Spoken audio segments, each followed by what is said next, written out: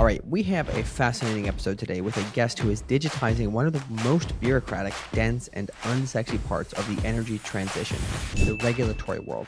I'm joined by Hudson Hollister, the founder and CEO of HData. Energy regulation is boring to most people, even though energy regulation is under so much strain right now from the rise in demand. In this episode, we dive into the natural monopoly of utilities and the fundamental conflict between the regulators and the regulated. It's all done on PDF, and the best tool that anybody had to do this kind of work up until now was Control F. In order to solve the gigantic math problem facing the energy industry today, the regulators and the regulated and the intervenors all have to come together. Everyone's got to work together to come to these agreements, jurisdiction by jurisdiction, utility by utility. And these proceedings take a lot of paper. HData fixes the paper.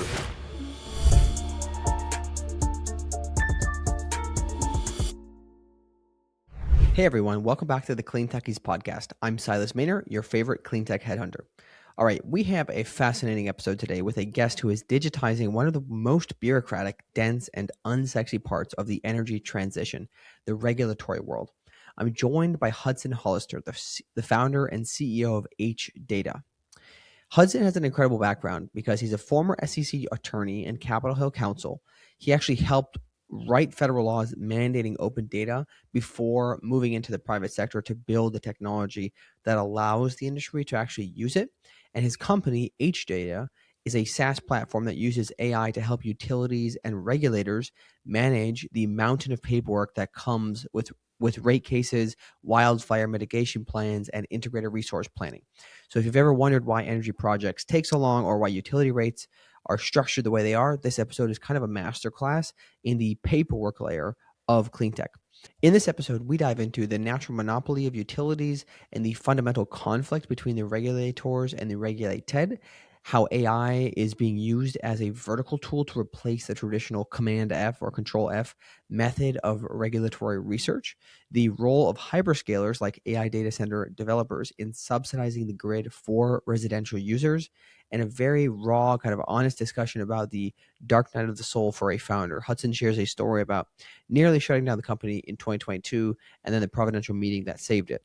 And before we jump in, a quick shout out to the sponsors who make the show possible. First, we have Climate Finance Solutions. My guy Joel and his team are your first call whenever you're looking to apply for grant funding. They have a 90% success rate and have helped clean tech startups raise over $1.6 billion since 2020. You can find the link to reach out to them in the description. And secondly, Earth Search, my recruitment firm. So if you're struggling to find A players who actually know how to sell to utilities or scale manufacturing or engineering of any sort, we can help. Send me a message on LinkedIn or email me. All right, let's get into the episode with Hudson. All right, welcome to the podcast, Hudson. How you doing? Hi, Silas. Thanks so much for having me. Yeah, absolutely, man. I'm super excited to have you, and it's also nice to be able to have somebody who's, I shouldn't say necessarily from Wisconsin, but at least based in Wisconsin currently. We don't usually get Wisconsin-based guests on the show. Yeah, I love the Madison ecosystem. It is definitely interesting. Well, maybe we'll have to ask you about that and how it's developing, because I don't think people think clean tech and immediately think about Madison, but I'm sure you've got some takes on that. But I'll give a quick intro here, and we'll get into it. So, for everybody who's unfamiliar, I'm here with Hudson Hollister, the founder and CEO of HData, the platform that is digitizing the regulatory side of the energy transition. He's a former SEC attorney and Capitol Hill counsel. He also has a very unique kind of legislator founder background. And if I understand correctly, you wrote the federal laws mandating open data before building the technology to help the industry use it. Is that accurate? Not for energy. I wrote some legislation that requires open data for financial regulatory information, and we'll tell some of that story. But for energy, just advocating for regulatory transparency. Yeah, exactly. No, that's really helpful. I think this is very interesting. Like, I don't know, I'm sure there's people out there who have a similar background of kind of being in that DC ecosystem, if you will, and then going and founding companies. But I don't necessarily know how many of them are in the energy tech space. I know there's probably lots of just like regulatory tech broadly. I know that your technology is not just applicable for energy, but we'll talk about that a lot. So is there anything else that you'd like to add to the intro that I forgot? Energy regulation is boring to most people, even though energy regulation is under so much strain right now from the rise in demand. And I think that's our opportunity, really. If we can take this subject matter that can be really dense and difficult to deal with and use technology to deal with it better, then we can resolve so many of the problems in the energy industry that chalk back to regulatory processes and approvals being slow. Yeah, no, I agree. I think it's important to take these opportunities where there's, like you said, everybody's eyes tend to glaze over when they start talking about it. There's a lot of opportunity there because the reason there's no innovation is it doesn't seem like a sexy problem to solve, right? So let's talk, I guess, high level about the company. So what does your product do and how does it work? Our product is a platform for energy regulation. It takes all of the different documents of energy regulation. We'll talk about what those documents are later on. It puts them together in one spot, and then it applies an AI layer to interpret all those documents and help people come to conclusions and do planning and research. And then we've got purpose built features that help energy regulatory people get their work done. HData can be used in order to make it much easier to manage a rate case or to oversee a utility or to run interventions or to get a wildfire mitigation plan approved. All the things that regulatory agencies and the people that love them have to do. HData is a SaaS platform, and our users are different kinds of parties. Our users include the regulators and the regulated, and then also the other parties that come into energy cases like intervenors or public advocates or manufacturers. All the different parties that have to deal with energy regulation are customers of HData. Okay, got it. That makes a lot of sense.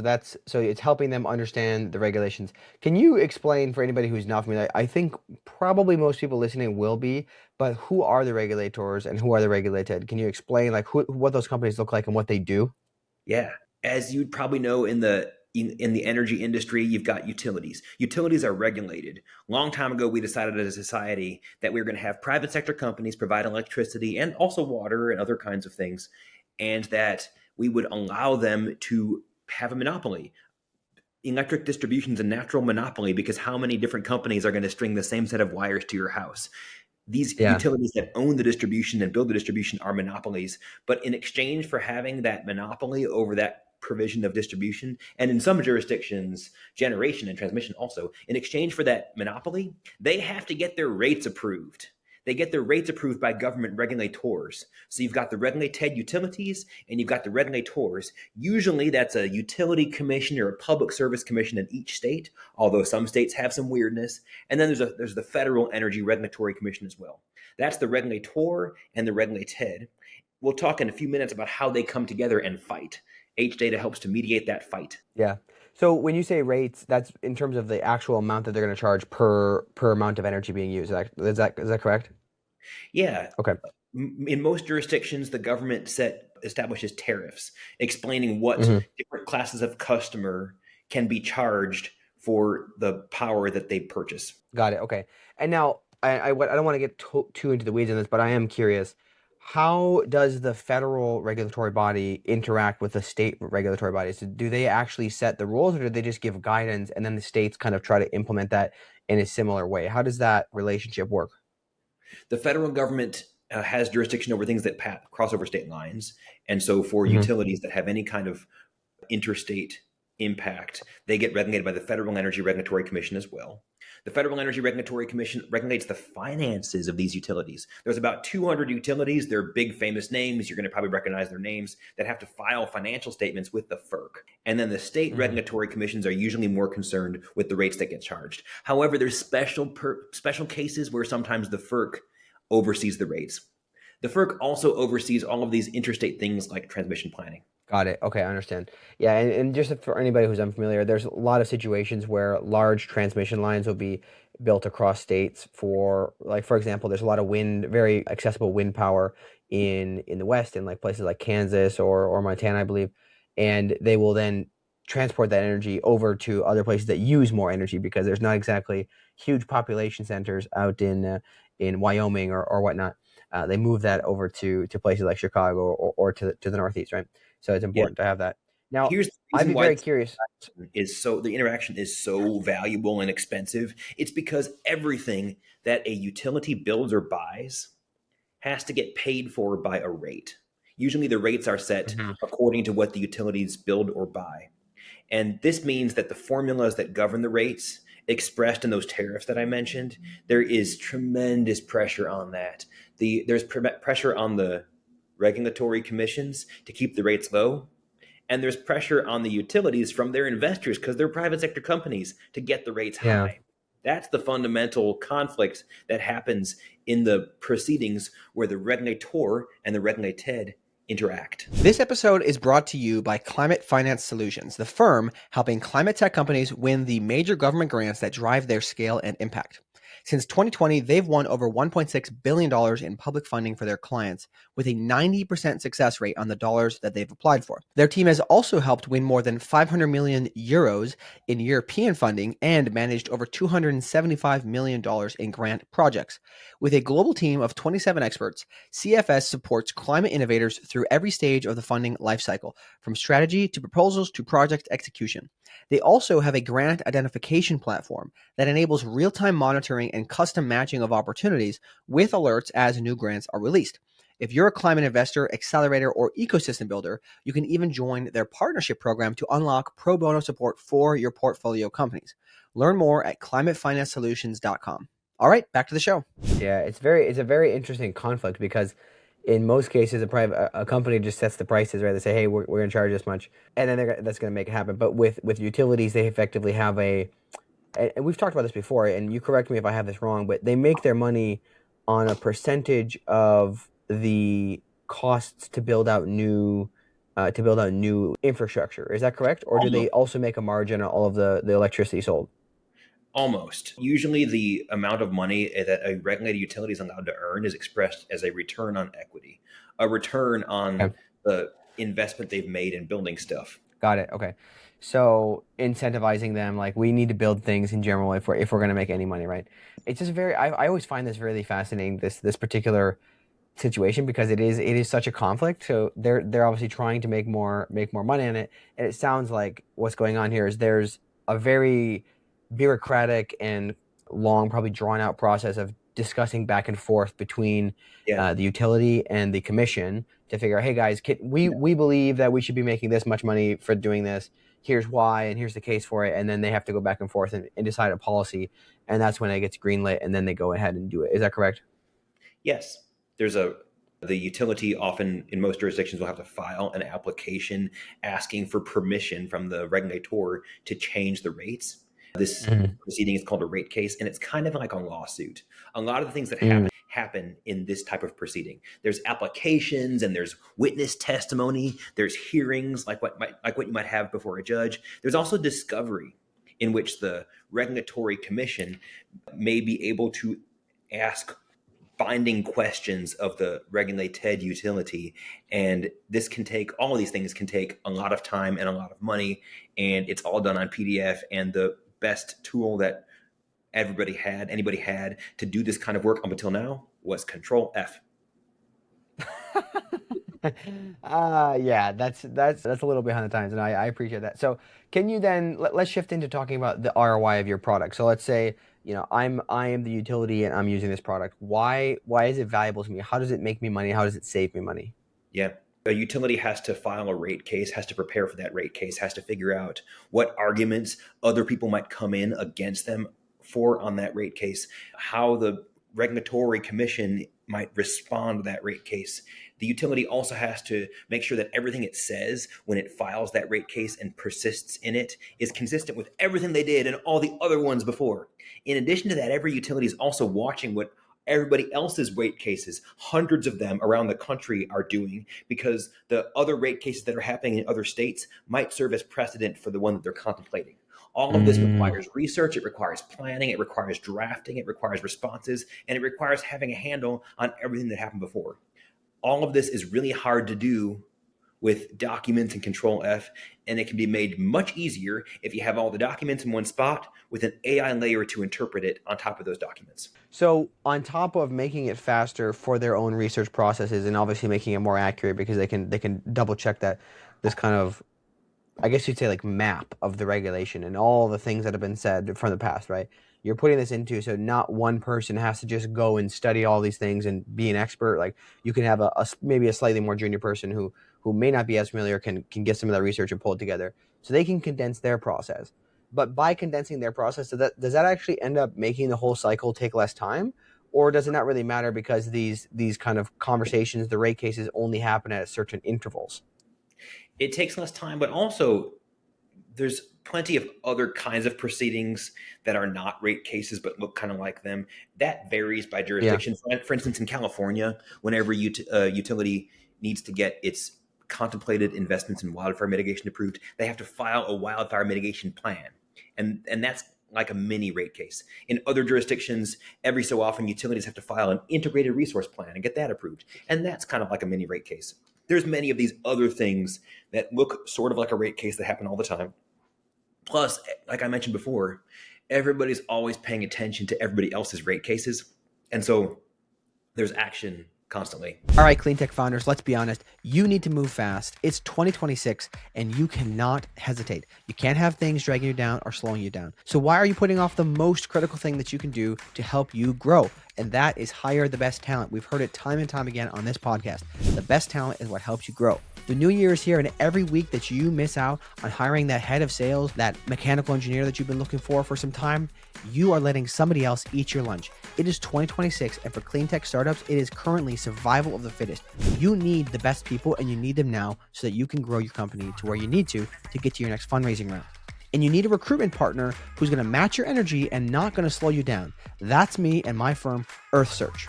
We work as an integrated recruitment partner only with clean tech companies to hire their US talent, and we can help you with engineers, sales, co-founders, anything that you need, any talent in the US. We know your industry, we know your targets, and we can deliver. If you've been listening for some time, you know that for 5 years now, we have been having conversations with the leading clean tech entrepreneurs in this past decade.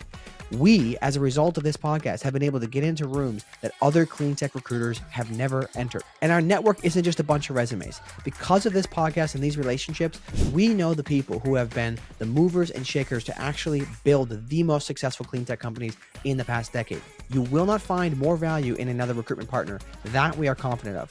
We deliver proven talent faster and cheaper than traditional search firms. So if you'd like to get the conversation started, reach out to me directly on LinkedIn or email me at silas@earthsearch.com. That's ERTH search.com. Again, earth with no A, ERTH search.com. And we'll get the conversation started. We look forward to working with you to build a team of A players. Yeah, this is not in the scope of what we had planned to talk about, but I'm curious, as you mentioned all this, since you're playing on both sides of the conversation here, right? You're helping the regulators and the regulated. Do you, and also trying to understand precedent and what else is happening? Do you see a future where a portion of this, or maybe even a large portion of this whole process, can be automated or brought down to a point where it's just a lot more streamlined? I don't think we should ever automate the decisions about a rate case, but you're driving at something really important. Right now, our customers include 7 of the state governments, about 29 of that's the regulators, about 29 of the regulated utilities, and then over 100 of those that might come in as intervenors, the other kinds of parties. These parties are often in disagreement in the rate case. They might settle it and agree at the end, but they often start out in a disagreement. But the way that we see it is consistent with what former FERC chairman Neil Chatterjee says. He's on our board of advisors, and the advice that he gives us is that in order to solve the gigantic math problem facing the energy industry today, the regulators and the regulated and the intervenors all have to come together and define their differences, and then together decide how we're going to use the dramatic increase in demand and willingness to pay from hyperscalers to address the dramatic increase in costs that everybody is facing. It's possible to do this, but only if these different parties all agree. HData helps everybody get to the point where they can find the areas of disagreement and work together on those. Reduces the time that they're going to spend on all the ancillary stuff, filing the documents, understanding the documents, issuing all the requests, responding to all the requests. All of that can be partially automated to distill the real disagreements, and then we focus on the real disagreements. Got it. So you're getting to the meat of the matter like very quickly. You're getting right into the heart of it. Yeah, that makes a lot of sense. Now the one thing I'm curious about is, how do we see a future where, electricity rates go down? Because whenever I look at this situation, like if these investors are regulated, or these companies are, the utilities are regulated completely, they cannot make additional incomes unless they raise rates or do these, basically get approved. How do we have a future where people's electricity rates go down? Like what would make that happen? I like what Travis Cavola writes about this subject. Travis is the former head of the National Association of Regulatory Utilities Commissioners. Travis points out that we need to look at the incentives that utilities face. Right now, we're with rates tied to what utilities build. The incentive is just to build more stuff. The incentives are not properly tied to the efficient delivery of power. We have better data now. We could figure out those incentives more effectively. This requires the regulator and regulated to come together and understand each other, informed by the intervenors. I keep making this gesture. For those of you who are listening to this on audio, I wish you could see me. I make this gesture with my one hand on top, one hand on the bottom, and then I quickly make another hand going in on the side. That symbolizes the regulator, regulated, and the intervenors, the three types of parties in the rate cases. I make this gesture every single day describing what our company does, but it's for a good reason. It's because it is possible for these different parties to come to an agreement and work together. We do have the resources in our society to control rates because there's so much new demand coming in. It's possible to take advantage of that demand to address the rise in costs. So say more about that. Like how are we going to address it with the rise in demand? Like doesn't that just make everything more expensive? It does make everything more expensive. I don't think we're going to fix inflation with this, but I Yeah. do think that it's possible to take advantage of the increase in demand. The hyperscalers, in many cases, are willing to pay more if I they see. can get jumped ahead in the interconnection queue. They're willing to pay more for reliable access to power.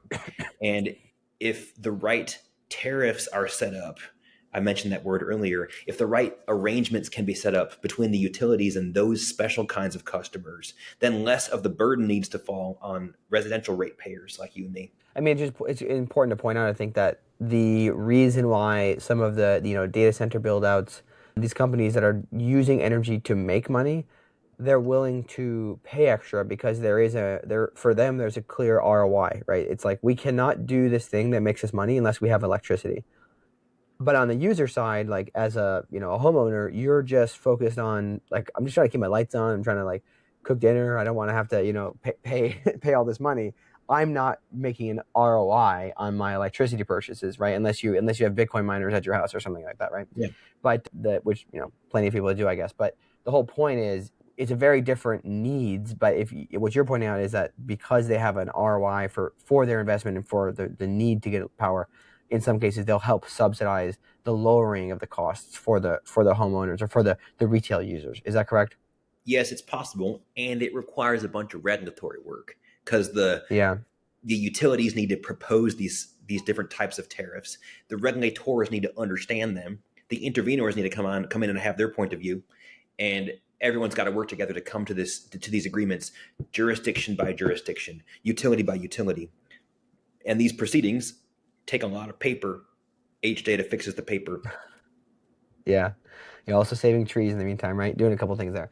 No, this is fascinating. You mentioned this idea. I think I forget. I didn't hear it catch his last name. You said Travis. What was his last name? Cavola, Cavulla. Okay. You said he wrote about a potential new incentive structure, and that is the efficient delivery of power.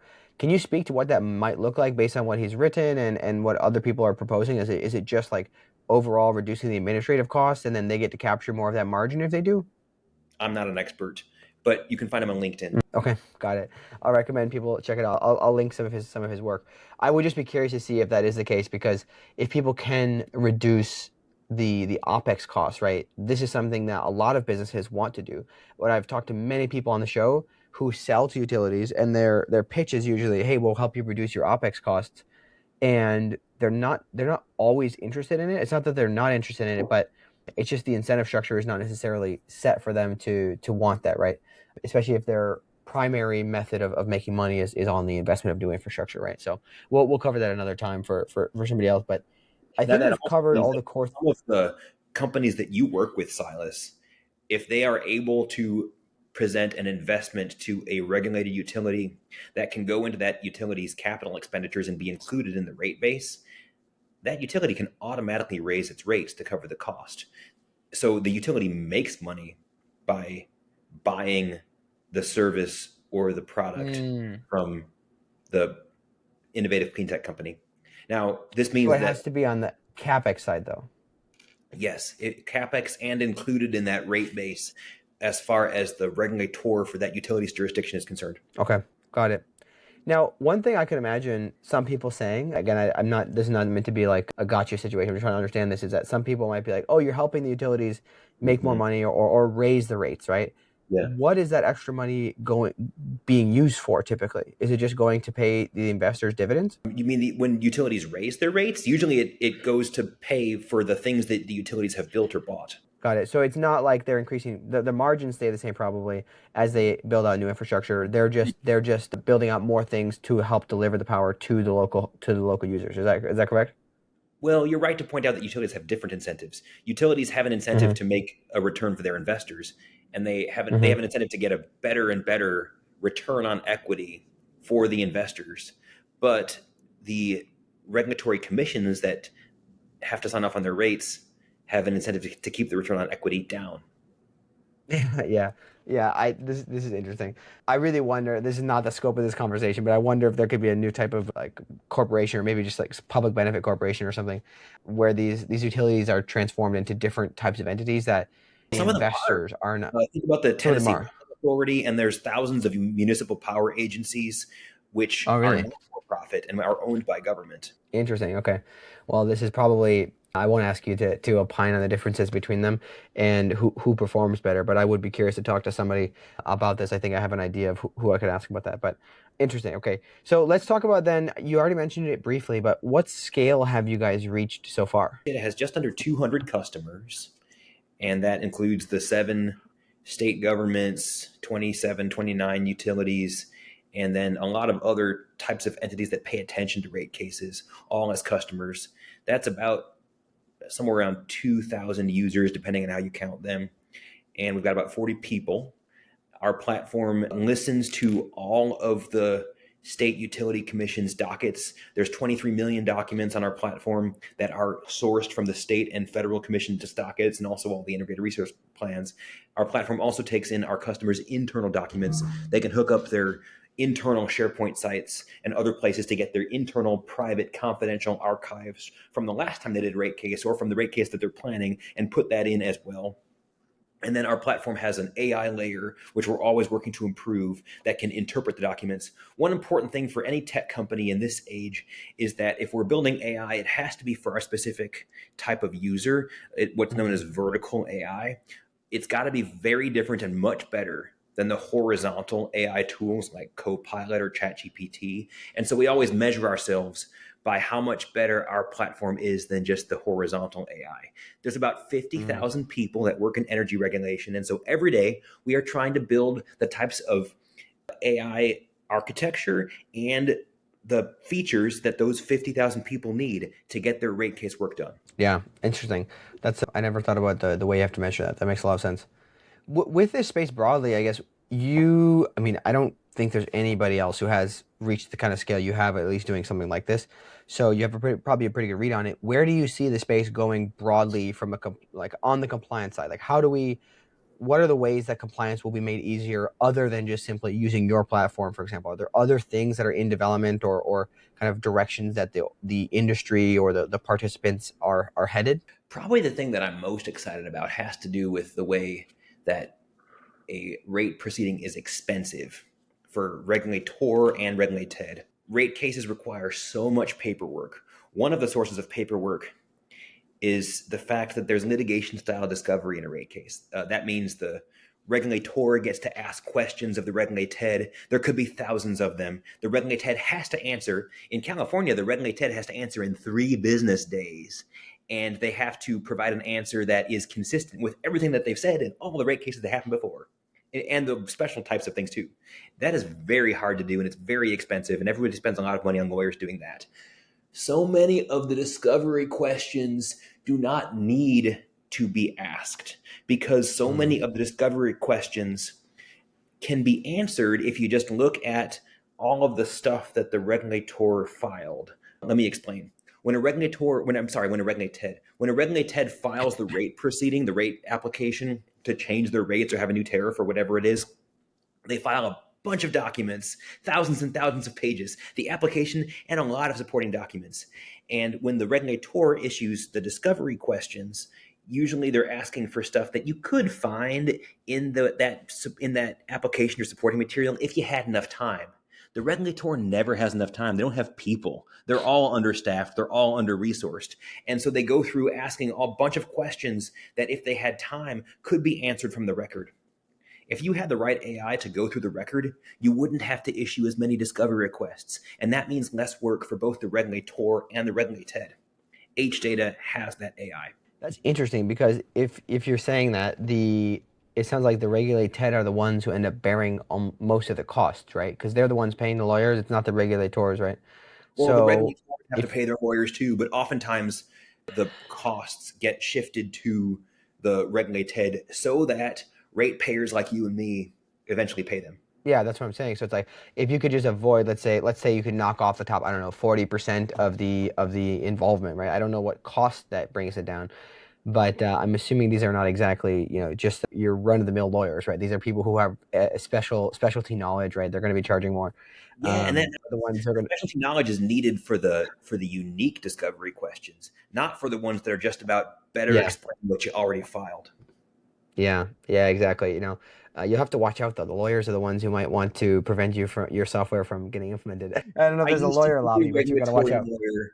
When I was a regulatory lawyer, I noticed that I was getting billed out by my firm for hundreds of dollars an hour for essentially finding a thing in this document and putting it in that document. Yeah, it's quite silly, interesting. Isn't it funny how somebody said this on a different show that I was listening to about like how in a lot of cases lawyers are very very highly paid to just check for commas, right? And like basically do like grammatical checking and things like that. Yeah. It's like we should try to get some of those basic things off and let them do the things that probably engage them a little more intellectually as well. And it's not just like smacking your head against the wall over and over again. What are the overall? You already touched on some of these things, but I kind of want to make sure we cover them well. What are the overall tailwinds and headwinds in this space right now, broadly speaking? One tailwind in the space right now is that energy regulation is so very expensive. There's tens of billions invested every year in managing these rate cases and other kinds of proceedings. It's understandable why. The reason why is that there's so much money at stake. There's nearly $1.5 trillion every year in regulated rates that are determined and allocated by the result of these rate cases. So it's natural that regulator, regulated, intervenor, and then all the other kinds of entities like big power purchasers, corporate spenders on power, financial industry, legal consulting, and everybody. It's understandable that everybody would be spending so much money on managing rate cases and following rate Yeah. cases. But it's so expensive that I think if we can make even a bit of a dent in it, then we'll make a really positive impact for the energy industry and for society. Yeah.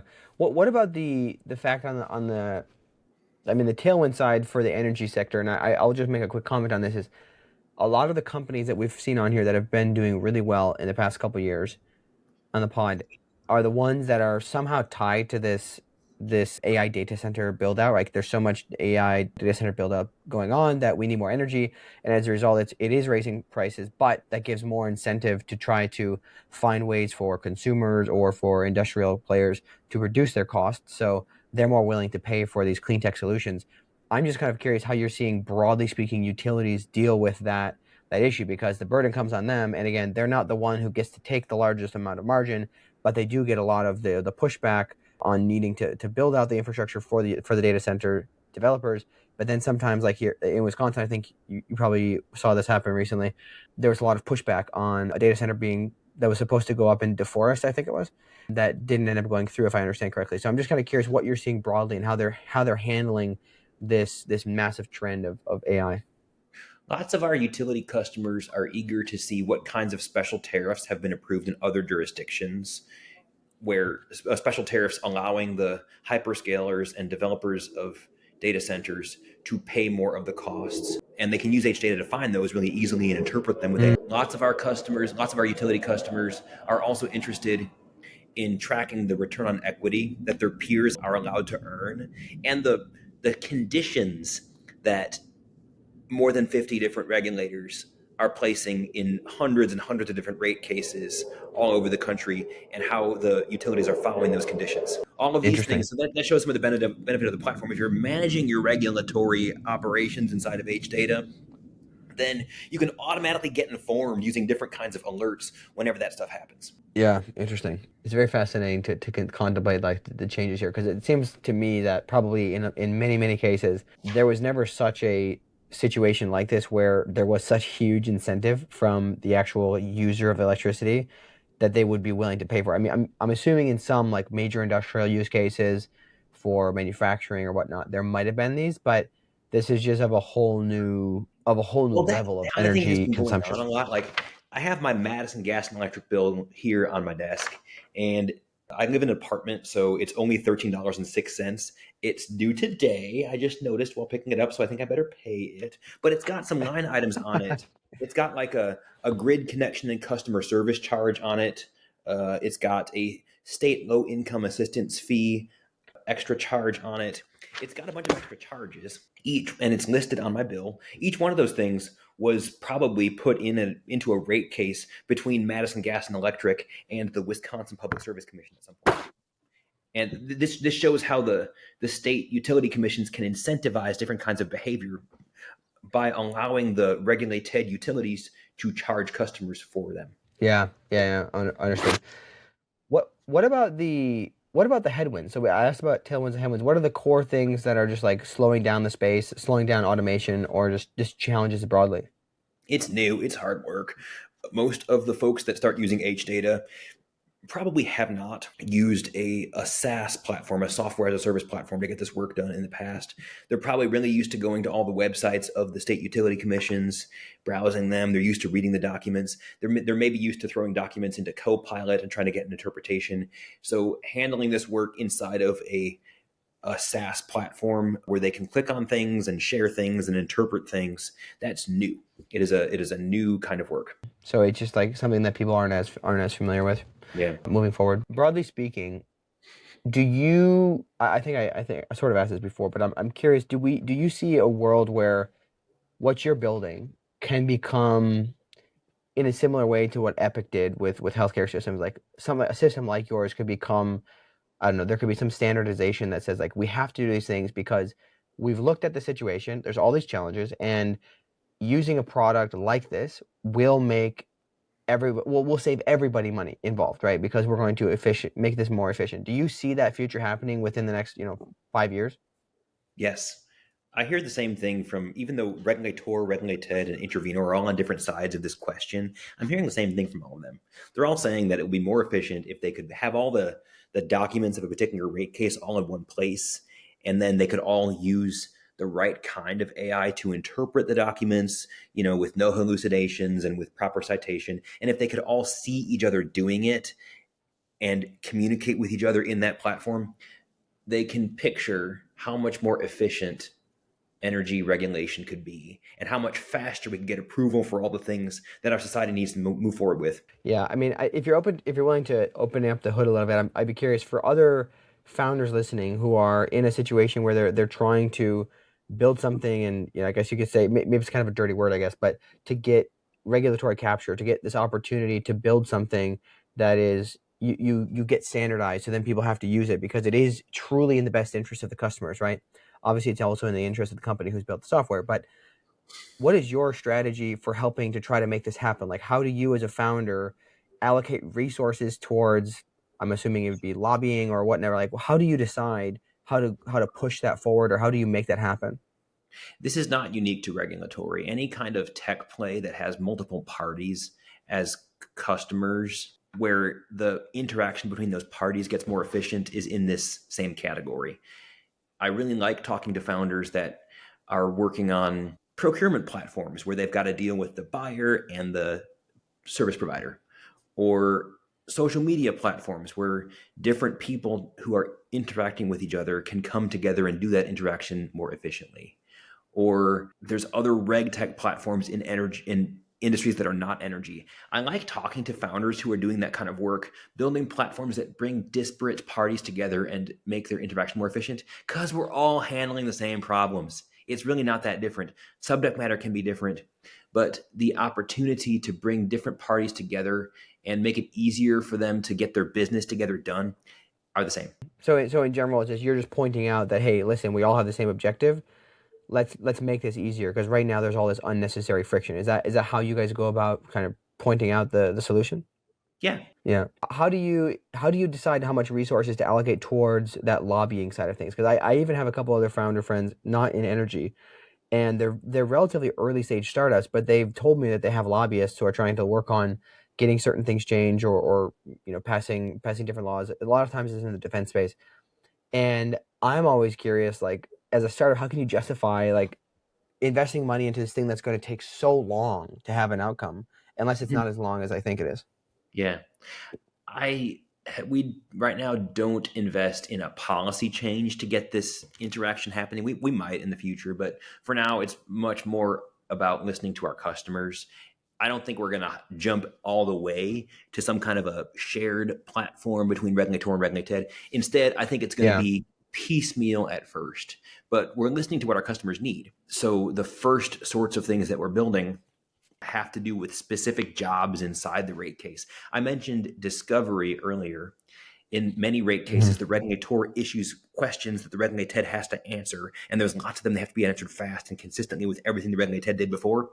We're building, our HData is being used for that purpose already with the user interface that already exists, but it is so complicated for our users that we're building a special workflow that will recognize each of those questions that comes in and have each question be its own digital artifact and allow the user to assign people to look at the question, assign an owner for the question, assign a reviewer, an approver, that kind of thing. A workflow involving all the questions of rate case discovery.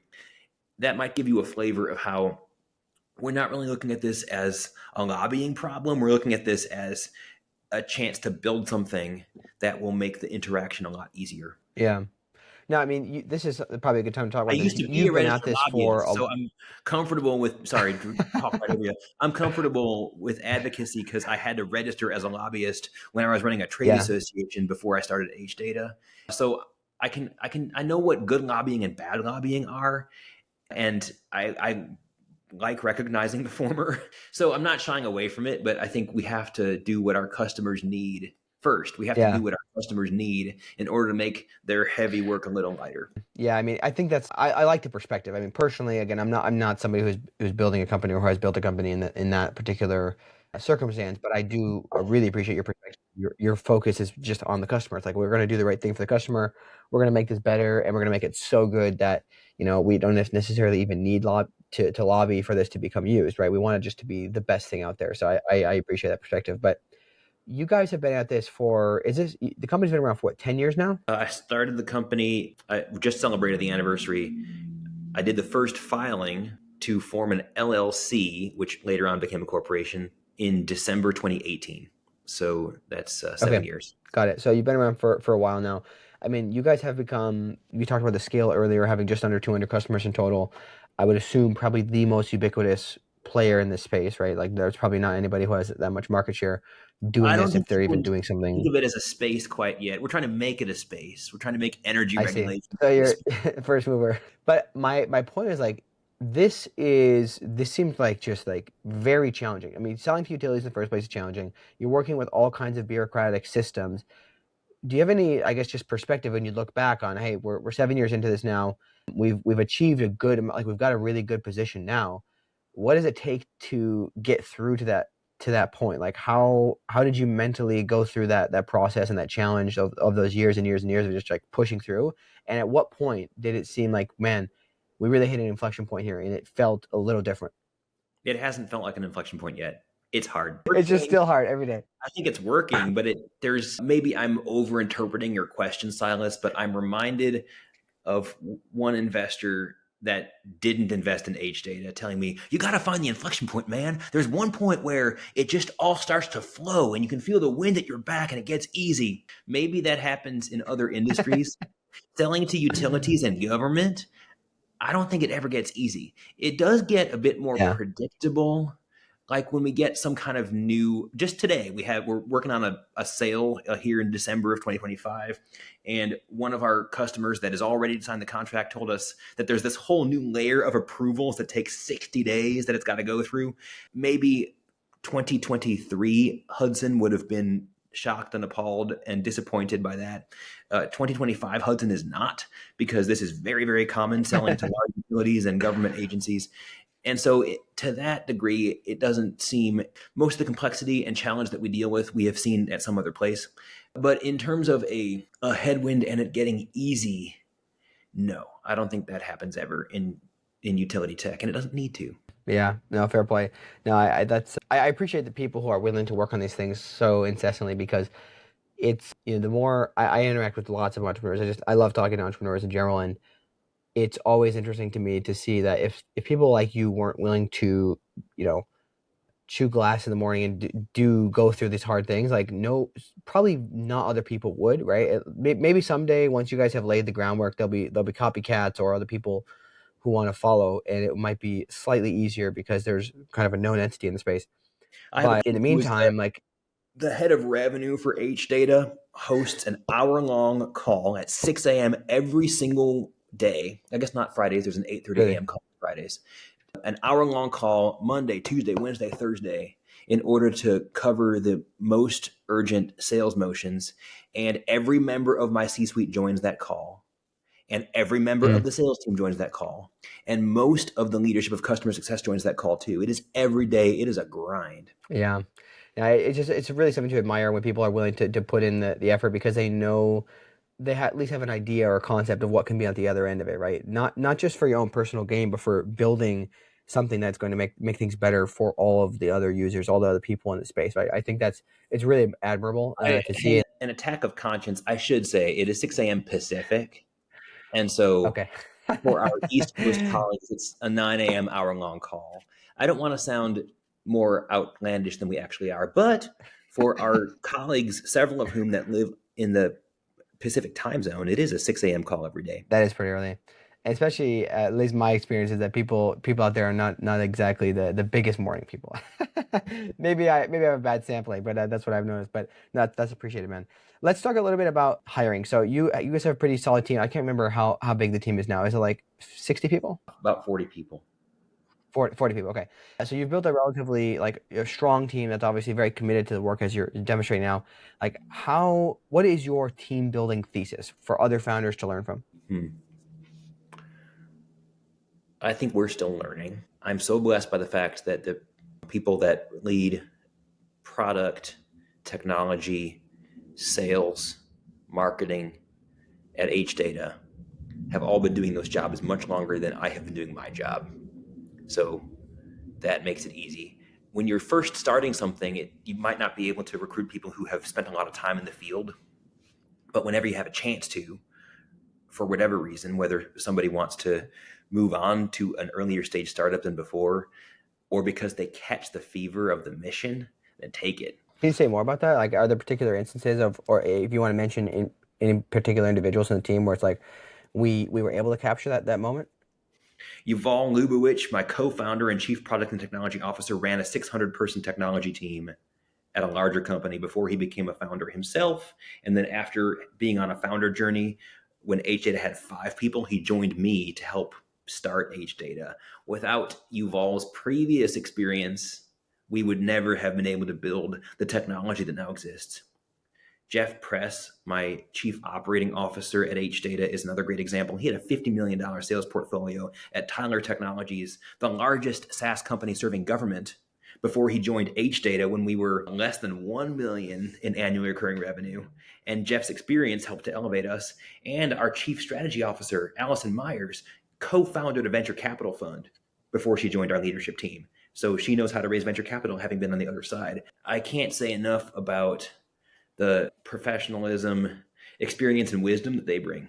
Was there ever moments where you had these opportunities to bring people in who had, like you said, you captured that moment that they were open to joining the team? Was there ever a moment of fear where you were like, oh man, like, what if we're just like not ready to have them?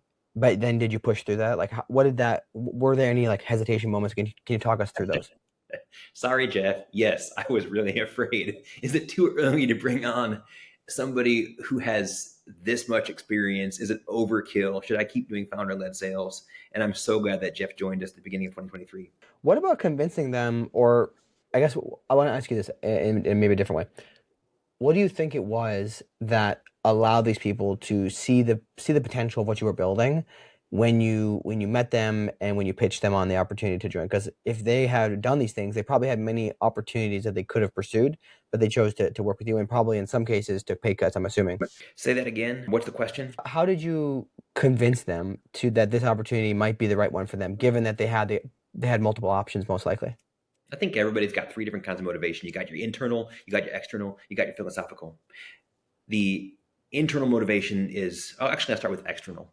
Everybody needs to make money. Startups can promise really amazing returns if you get through all of the gates. And most startups do not provide the returns, but some of them do. And so you can point to if somebody is willing to take more risk, if they're at a point in their career or their life where they want to take on more risk by joining an unproven startup, then it is possible to point to some outsized returns later on if the unlikely happens and the startup succeeds. That's external. Internal is everybody wants to be part of a group that's doing their best work. And even at the earliest stages, that's what a startup can often offer. A startup can offer a group of people that are really giving it their all, doing the best work of their careers, and leaning on each other and encouraging each other. That is profound, and you can't get that at most workplaces. You can have that at a startup because you can build that. And the third motivation is philosophical, trying to do something good for the world.